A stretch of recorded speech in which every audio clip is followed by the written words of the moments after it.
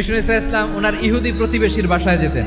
এক ইহুদি কিশোর আমার নবীর খেদমত করত, তারা ছিল নবীর প্রতিবেশী। তো অনেকদিন হয় ইহুদি ছেলেটা আসে না। বিষ্ণুনবী খোঁজ দিলেন, ঘটনা কি? একটা ইহুদি ছেলে না আমার খেদমতে আসতো, ছেলেটা কই? খোঁজ নিয়ে জানলেন ছেলেটা অসুস্থ। বিষ্ণু ঈসা ইসলাম ওই ইহুদির বাড়িতে চলে গেলেন ওই ছেলেটাকে দেখা করার জন্য। যে দেখে ইহুদি ছেলেটা মুমূর্ষ, জান যায় যায় ভাব, বিছানায় পড়ে আছে, তার বাবা দাঁড়ানো। বিশ্বনবী তার মাথার পাশে বসলেন, মাথায় হাত বুলিয়ে দিলেন, আর ছেলেটাকে বললেন, হে ইহুদি ছেলে, আসলিম, ইসলাম ধর্ম গ্রহণ করো। তো ছোট্ট ছেলে ভাবে আমরা ইহুদি, এখন ইসলাম ধর্ম গ্রহণ করলে আব্বা যদি বকা দেয়, ফানাযারা ইলা ওয়াজহি আবি, আব্বা যদি বলে তাইলে ইসলাম ধর্ম গ্রহণ করো। ইহুদি ছেলেটা তার বাবার দিকে যখন তাকালো, ওর বাবা বলে, আতি আবুল কাসিম, আবুল কাসিম যা বলে তাই করো, মোহাম্মদ যা বলে তাই শোনো। এই কথা শুনে ছেলে সাহস পাইছে। ছেলে আবার পড়তে আরম্ভ করলো, আশহাদু আল্লাহ ইলাহা ইল্লাল্লাহ ওয়া আশহাদু আন্না মুহাম্মাদার রাসূলুল্লাহ, পড়েন আল্লাহু আকবার।